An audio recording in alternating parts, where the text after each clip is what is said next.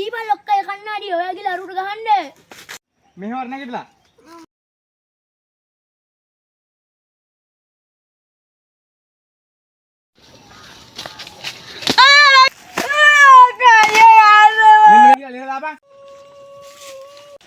දැන් උඹ ඵලයන් ආයි ලොක්කයිට පේන්න දෙන්නේ ඉඳපන්.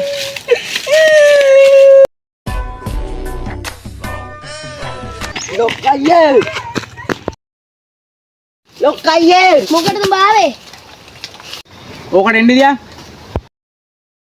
අනේ ලොක්කයි මට ලොකු කරදරයක් වුණා. වෙච්ච දේ තේරෙන්න ගියපන්.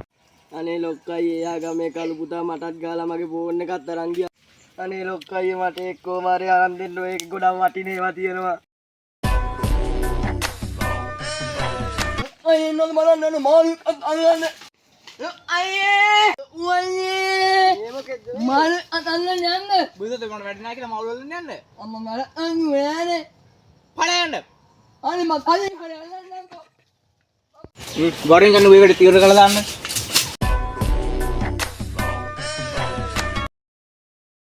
අර ඉන්නේ අයියා අරුන් ටික මගේ ෆෝන් එක ගත්ත උන් තමයි.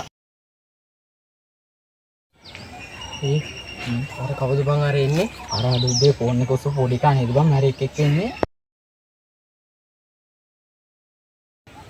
අරු වෙන්න හොඳ කරලා නෙමෙයි අපි ඉක්මනට නිදිගමු. අඩෝ අඩෝ. ගලයි. ඒයි. නැගිටම. නැගිටම. බලන්නේ මේ මල්ලි ෆෝන් එකක් ගත්තා. ඈ? අනේ නෑ අයියා නේ අපි ගත්තේ නෑ අයියේ. බලන්නේ. අනේ අයියා ප්ලෑන් ගත්තේ නෑ ෆෝන් වලේ.